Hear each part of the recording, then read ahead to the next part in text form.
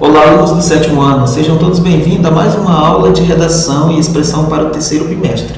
Eu sou o professor Silas e nós continuaremos falando sobre o gênero teatral, os elementos de um texto dramático. Para direcionar a encenação, o texto teatral ou dramático ele possui elementos muito particulares, tais como prólogo, atos, cena, epílogo e as rubricas. Então nós entenderemos a partir de agora cada um desses elementos que estrutura esse texto, né? A estrutura da ação. Nós temos dois tipos, a estrutura interna e a estrutura externa. Na estrutura interna da ação dramática, nós temos a exposição, o conflito e o desfecho. Na exposição é colocado os personagens e os antecedentes da ação. O conflito é a sucessão de acontecimentos, é o enredo que vai constituir a ação teatral. E o desfecho é o final da ação. Na estrutura externa vai se destacar os atos e as cenas, que são dois elementos super importantes dentro desse texto. O ato é uma grande divisão do texto dramático que decorre no mesmo espaço. Já a cena é a divisão do ato determinada pela entrada e saída das personagens no palco. Falaremos a seguir sobre ato. Os atos. Um ato significa um momento de uma obra e corresponde a tudo que acontece em um mesmo período, no mesmo dia ou no mesmo ano, dependendo do contexto da história. As cenas elas podem ser divididas em ato 1, ato 2, e são indicadas pelas entradas e pela saída dos personagens no palco. Atualmente os autores simplesmente dividem o texto em cenas e quase já não utilizam mais os atos como era no passado, né? A divisão da peça, como já foi adiantada, ela é dividida em 3 partes: exposição, clímax e o desenlace, né?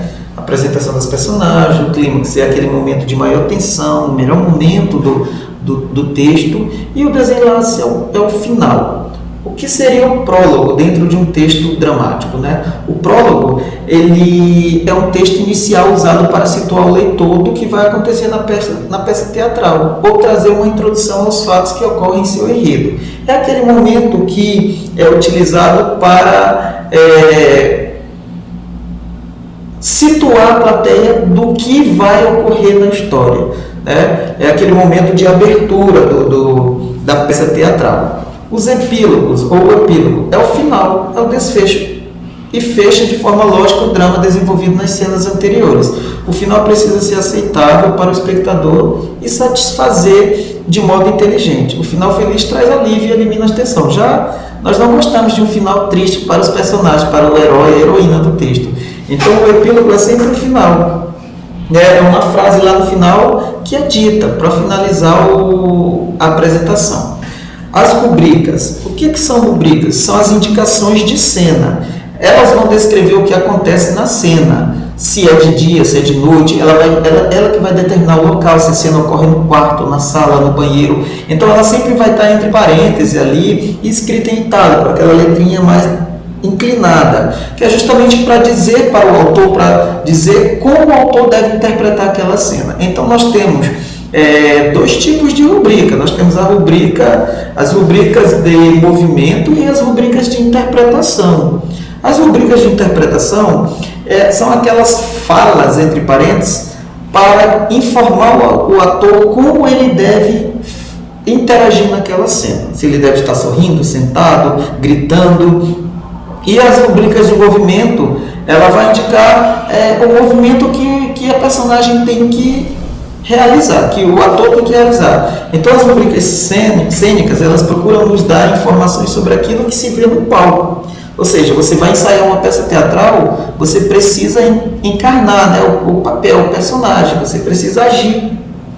Então nós temos alguns exemplos aqui, ó. Um belo dia de sol, o João resolveu visitar seu amigo Pedro. Aí nós temos a fala do João, destacada, né?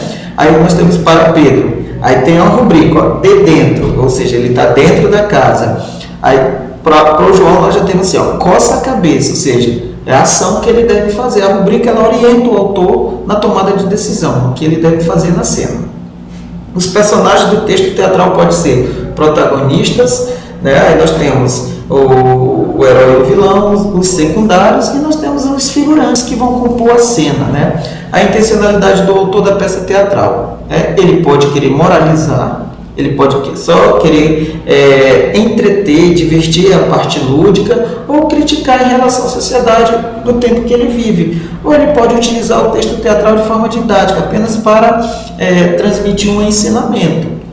No texto teatral, o narrador geralmente está ausente. Então, é um texto que não vai aparecer narrador, porque a ação ela é conduzida por quem? Pelas personagens. A caracterização de cada personagem no texto se dá por meio do que ele revela sobre si mesmo, né? Em suas falas e por meio das ações dele.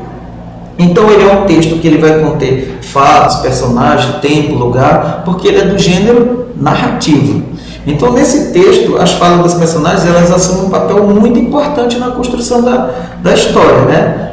A utilização aí é o discurso direto. Quando o texto teatral é ensinado, fazem parte, além do cenário, outros elementos. Música, que é o fundo musical, a luz, o figurino, a maquiagem, gestos, os movimentos e etc. Tudo isso compõe o texto teatral. E como já é de tradição, chegamos ao final da nossa aula com um mapa conceitual, para lembrar. O texto dramático, ele é um texto que ele tem intenções de divertir, entreter, emocionar, refletir. E quem são os leitores? São aquelas pessoas, em geral, profissionais envolvidos na montagem de uma peça teatral, como atores, diretores, produtor, figurinistas e pessoas que gostam do gênero. Esse texto se organiza para ser representado através de ações, divide-se em atos, em cenas, com falas, vai apresentar rubricas, indicação do nome das personagens no início das falas, e a linguagem desse texto é adequada às personagens, à história e à época que o texto é retratado.